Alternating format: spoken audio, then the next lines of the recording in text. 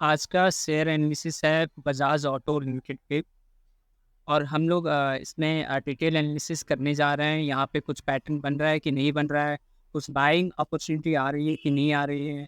हालांकि इसका जो मार्च क्वार्टर का रिजल्ट था वो रिजल्ट ठीक है, वो अनाउंस हो चुका है और वो आया था आपका थर्सडे 18 अप्रैल 24 को आ चुका था। और इसने मार्केट को जो है वो पॉजिटिवली सरप्राइज किया है। अर्निंग के केस में 2.26% पॉजिटिव सरप्राइज किया है और ऐसे रेवेन्यू के केस में 2.30% पॉजिटिवली इसने सरप्राइज किया है। तो अगर हम लोग इसका पास्ट ट्रेंड देखें तो ये दिसंबर क्वार्टर के रिजल्ट में भी पॉजिटिव सरप्राइज किया था और ये यहाँ से भागा था।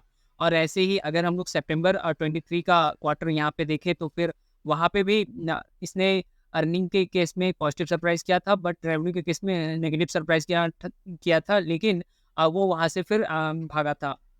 तो ऐसा होप सो ये भी कहा जा सकता है कि यहाँ से अब ये फिर हो सकता है कि भागने की तैयारी कर रहा हो। तो अभी जो है इसका न्यूज़ क्या है, एक बार देख लें कुछ इसके बारे में न्यूज़ है कि नहीं। तो गेन्स इन ये न्यूज़ नहीं है इसका, ठीक है। हीरो मोटोकॉर्प ठीक है, न्यूज़ नहीं है इसका। तो एज सच इसका कुछ न्यूज़ नहीं है बजाज ऑटो का। तो इसका जो मार्केट सरप्राइज वो पॉजिटिव आया है, तो वहाँ से एक अच्छा यहाँ पे गुड फील आता है कि हाँ, इसको अब बाय करके चलना चाहिए। बट हम लोग यहाँ पे टेक्निकल एनालिसिस भी अभी कर लेते हैं और फंडामेंटल जो इसका फाइनेंशियल रिजल्ट आया है वो भी एक बार देखेंगे और एफआईआई डीआई डेटा क्या कह रहा है लास्ट में वो भी एक बार चर्चा कर लेंगे, ताकि अपने को एक अच्छा खासा डिसीजन लेने में मदद हो सके। तो सबसे पहले चलते हैं यहाँ पे मंथली टाइम फ्रेम पे, और मंथली टाइम फ्रेम पे हम लोग यहाँ पे देखते हैं कि यहाँ पे क्या हो रहा है। तो मंथली टाइम फ्रेम पे अगर हम लोग देखें तो अब ये जो है all time high time frame पे ये ट्रेड कर रहा है। और जो है अभी जो है मेरे ख्याल से all time high time frame पे ये जब ट्रेड कर रहा है, तो मंथली टाइम फ्रेम पे मेरे ख्याल से अभी इसको लेना सही नहीं होगा। अगर रिस्क लेना ही है तो फिर आप क्या कर सकते हैं कि अभी लेकर और इसका स्टॉप लॉस जो है आप जो है कम से कम 7800 का आप इसका स्टॉप लॉस लगाइए और राइट करिए तब तक जब तक ये 13 ईएमए मंथली जो है वो उसके ऊपर क्लोज होता रहे। तो मंथली टाइम फ्रेम पे ये स्ट्रेटजी रहेगी। अभी हम लोग वीकली टाइम फ्रेम पे आते हैं और वीकली टाइम फ्रेम पे देखते हैं कि वीकली टाइम फ्रेम पे कुछ बन रहा है कि नहीं। तो वीकली टाइम फ्रेम पे मेरे ख्याल से एक अच्छा खासा यहाँ पे बुलिश कैंडल यहाँ पे दे दिया है, हैमर कैंडल टाइप का है। और जो है यहाँ से वीकली टाइम फ्रेम पे एक अच्छा खासा अपॉर्चुनिटी बन रहा है यहाँ पे बाई करके चलने का। तो यहाँ पे अब बाई कब करना चाहिए, तो बाई अगर आप वेट कर सकते हैं इस हफ्ते, अगर वेट कर सकते हैं तो फ्राइडे तक वेट करिए और देखिए कि वो 8995, ठीक है, यानी 8995 मत करिए आप, 9000 के ऊपर अगर ये क्रॉस क्लोज होता है, 9000 के ऊपर अगर ये क्लोज होता है तो ऑफकोर्स वो एक अच्छा खासा बाइंग अपॉर्चुनिटी होगी। और नहीं तो अभी भी यहाँ पे बाई करके चला जा सकता है। तो अगर ऐसा होता है तो फिर आप यहाँ पे स्टॉप लॉस क्या होना चाहिए और टारगेट क्या होना चाहिए उसकी चर्चा कर लेते हैं। तो मेरे ख्याल से आपका जो स्टॉप लॉस यहाँ पे होना चाहिए वो होना चाहिए आपका कम से कम जो है 8000 जो है, आप यहाँ पे अपना स्टॉप लॉस लेके चलेंगे, ठीक है। 8000 मत लेके चलिए, यहाँ पे थोड़ा सा और ऊपर हम लोग करते हैं। आप 8500 का जो है आप यहाँ पे अपना स्टॉप लॉस लेके चलिए। 8500 का आपका क्या रहेगा यहाँ पे, ये आपका यहाँ पे स्टॉप लॉस रहेगा। यानी कि 8500 के नीचे अगर वीकली टाइम फ्रेम पे क्लोज होता है तो अपना वो स्टॉप लॉस हो जाएगा, वहाँ से अपने को निकलना पड़ेगा।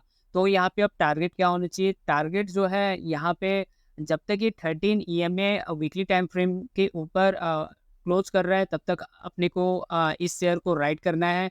और जब इससे नीचे क्लोज कर दे वीकली टाइम फ्रेम पे तो अपने को वहाँ से एग्जिट कर लेना है। अब चलते हैं एक बार डेली टाइम फ्रेम पे और डेली टाइम फ्रेम पे देखते हैं कि वहाँ पे क्या कुछ बन रहा है। तो डेली टाइम फ्रेम पे अगर हम लोग देखें तो फिर यहाँ पे बहुत ही अच्छा यहाँ पे पैटर्न बना है। मैं आपको बता देता हूँ, यहाँ पे जो पहले का यहाँ पे रेजिस्टेंस था वही अभी सपोर्ट बन गया है। कैसे पता चला आपको यहाँ पे दिखाता हूँ। देखिए, यहाँ पे एक स्ट्रॉन्ग रेजिस्टेंस बना था और जब ये स्ट्रॉन्ग रेजिस्टेंस बना तब फिर ये डाउन हुआ था ये शेयर। उसके बाद फिर से ये उसको अप करने की क्रॉस करके ऊपर जाने की कोशिश की, लेकिन फिर से ये डाउन हुआ और अभी फिर से अप हुआ। और अभी यहाँ पे कहीं न कहीं जो ये प्राइस लेवल आपका सपोर्ट बना था वही अभी जो है ये छोटा-सा कैंडल देखिए यहाँ पे, वही जो है अभी यहाँ पे क्या हो रहा है, यहाँ पे वही सपोर्ट का काम कर रहा है। तो जब भी ऐसा पैटर्न फॉर्म होता है तो फिर माना ये जाता है कि ऑफ कोर्स यहाँ पे बुलिश ही ये शेयर रहेगा और इसको ऊपर जाना चाहिए। तो अब करना क्या है, यहाँ पे तो इसके लिए आपको जो है अब करना क्या है कि अगर वेट हो सकता है तो वेट करिए कि ये 9000 के ऊपर ये ब्रेक करके डेली टाइम फ्रेम पे क्लोज हो।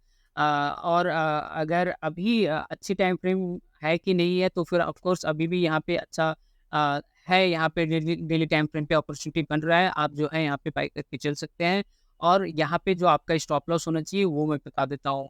तो आपका जो यहाँ पे स्टॉप लॉस होना चाहिए, वो आपका स्टॉप लॉस होना चाहिए कम से कम जो है, यहाँ पे आप लेके चलिए 8300 के आसपास आपका यहाँ पे स्टॉप लॉस होना चाहिए।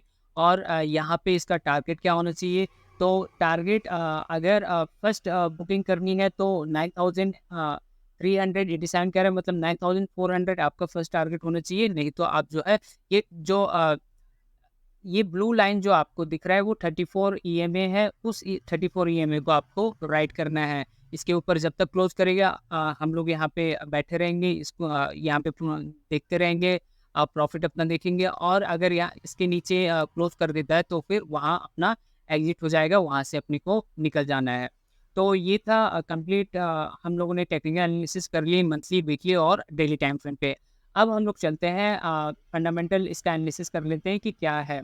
तो बजाज ऑटो है, ठीक है, 8902 ये ट्रेड कर रहा है। मार्केट कैप ऑफ कोर्स आपको पता है 2,48,512 है। हाई लो इसने 9,358 और 4,424 लगाया है। नीचे अगर हम लोग यहाँ पे 1 ईयर का ट्रेंड देखें तो ऑफ कोर्स ये अप ट्रेंड में है, 3 ईयर्स में भी अप ट्रेंड में है, एंड 5 ईयर्स में भी देखें तो अप ट्रेंड है, 10 ईयर्स में अप ट्रेंड है, और ऑल टाइम अगर हाई देखें, मैक्स देखें तो ऑल टाइम हाई पे ये चल रहा है। ग्रॉस में कंपनी ऑलमोस्ट डेट फ्री है, और कंपनी जो है हेल्दी डिविडेंड मेंटेन कर रही है, जो कि 53.4% है। दिक्कत कौन इसका एक ही है कि ये अपनी बुक वैल्यू से 8.53 टाइम्स महंगा है। पेयर कंपैरिजन अगर करे तो ये अपने सेक्टर का रैंक 1 आता है, जो कि ऑटोमोबाइल है, और ये स्कूटर्स और 3 व्हीलर्स व्हीकल बनाता है। तो बजाज ऑटो अपने सेक्टर का रैंक 1 है। क्वार्टरली रिजल्ट अब हम लोग बात कर लेते हैं। तो क्वार्टरली रिजल्ट अगर देखें दिसंबर और मार्च 2024 का, तो सेल्स जो था वो दिसंबर 2023 में 12,165 था, और मार्च में 11,555, यानी सेल्स इसका डिक्रीज हो चुका है। ऑपरेटिंग प्रॉफिट 2415 से 2284 ये भी डिक्रीज हुआ। पीबीटी 2606 ये भी डिक्रीज हुआ, एंड नेट प्रॉफिट 2033 से 2011 ये भी डिक्रीज हुआ। लेकिन अगर आप यहाँ पे ध्यान दें तो फिर यहाँ पे डिक्रीज जो है वो बहुत ही माइनर सा हुआ है, माइन्यूट हुआ है। लेकिन उसी जब हम लोगों ने यहाँ पे मार्केट सरप्राइज देखा था कि मार्केट को कैसे सरप्राइज किया है, तो फिर वहाँ पे पॉजिटिव सरप्राइज है। यानी कि जो एक्सपेक्टेशन था, इसका जो रिजल्ट आने का जो एक्सपेक्टेशन था, जो आंकड़ा यहाँ पे लिया गया था, वो ऑफ कोर्स एक्सपेक्टेशन से ज़्यादा आया है। तो ये कहा जा सकता है कि भले ही क्यों क्यों यहाँ पे आपको थोड़ा सा ठीक है घटा हुआ दिख रहा हो, लेकिन ये घटा हुआ नहीं है, ये बढ़ा हुआ है। और अगर आप ईपीएस पे यहाँ पे ध्यान दें तो ईपीएस 71.78 से 72.05 हो गया, यानी ईपीएस यहाँ पे बढ़ा है, तो ये एक अच्छी बात है।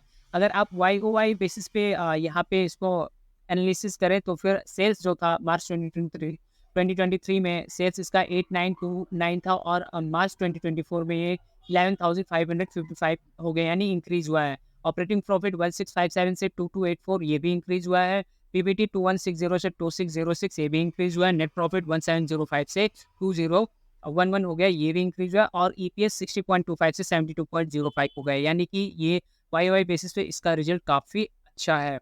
तो क्वार्टरली रिजल्ट की अगर हम लोग बात करें तो क्वार्टरली रिजल्ट भी अपने को अच्छा खासा ही यहाँ पे दिखा है। अब हम लोग चलते हैं एफआईआई और डीआई डेटा पे, और वहाँ पे बात कर लेते हैं कि क्या कहा जा रहा है। तो शेयर होल्डिंग पैटर्न्स अगर देखें तो प्रोमोटर्स जो है दिसंबर 2023 में ये 54.95 थे, और अभी मार्च 2024 में 55.06% हो गए, यानी प्रोमोटर्स ने अपना स्टेक यहाँ पे इंक्रीज किया है। जब भी प्रोमोटर्स अपना स्टेक यहाँ पे इंक्रीज करते हैं तो उसका मतलब ये होता है कि उस कंपनी पे भरोसा बढ़ गया है, उस कंपनी पे भरोसा ज़्यादा है, और हो सकता है कि आने वाले फ्यूचर में ये ग्रोथ अच्छी खासी दे। एफ आई आई 14.64 से 14.53 थोड़ा सा यहाँ पे डिक्रीज हुआ है। डी आई एस 8.66 से 8.47 डिक्रीज हुआ है। तो अब आपका क्वेश्चन ये रहेगा कि F I I D I तो डिक्रीज किए हैं, तो क्यों यहाँ पे जाए, क्योंकि यहाँ पे प्रोमोटर्स ने अपना स्टेक इंक्रीज किया है, जो कि एफआईआई और डीआई से ज़्यादा यहाँ पे पावरफुल होते हैं। तो अब गवर्नमेंट की अगर हम लोग देखें तो 0.07% से 0.08% यानी इंक्रीज हुआ है, और पब्लिक 21.67 से 21.88 ये भी इंक्रीज हुए हैं। तो ये था बजाज ऑटो का, हमने कंप्लीट एनालिसिस किया, हमने फंडामेंटल, टेक्निकल और एफआईआई, डीआई डेटा सब कुछ यहाँ पे देखा। अब ध्यान क्या देना है? ध्यान ये देना है कि आपको अपने पोर्टफोलियो को डाइवर्सिफ़ाई करके चलना है, सारा पैसा एक ही शेयर में लगा के नहीं चलना है। दूसरी बात, आपको अपना रिस्क यहाँ पे मैनेज करके चलना है। टारगेट अ, जो स्टॉप लॉस बताया वो अगर हिट हो गया है तो वहाँ से एग्ज़िट करना है। जो टारगेट है वो अगर आपको दिख रहा है, ठीक है, समझ में आ रहा है, प्रॉफ़िट बुक करके चलना चाहिए, तो आप वो भी कर सकते हैं। ध्यान ये भी रहे कि मैं कोई सेबी रजिस्टर्ड एडवाइज़र नहीं हूँ, ये मेरा एनालिसिस है, आपका एनालिसिस डिफरेंट हो सकता है। किसी के टिप्स, कॉल्स, रिकमेंडेशन पे भरोसा तो कभी भी नहीं करना है। आप चाहे तो आप खुद का भी एनालिसिस यहाँ पे कर सकते हैं। बाकी आज के लिए इतना ही, आपने इतना समय दिया उसके लिए थैंक यू वेरी मच।